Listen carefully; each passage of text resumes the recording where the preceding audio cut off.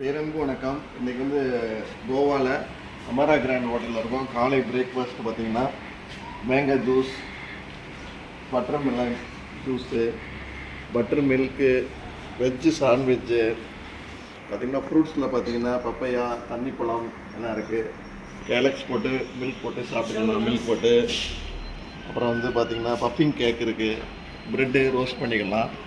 அப்புறம் வந்து tomato grilled ரொம்ப அருமையாக அது பண்ணியிருக்கிறாங்க.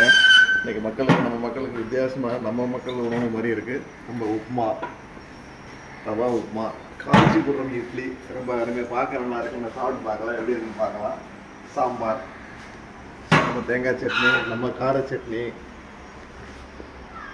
தயிர், ஊறுகாய், ஆலு பரோட்டா, இது ரொம்ப நல்லா இருக்குன்னு நினைக்கிறேன். ரொம்ப சூப்பராக இருக்கும் இன்றைய உணவு.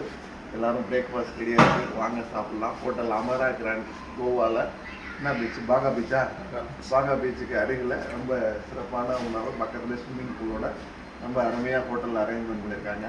தேங்க்யூ.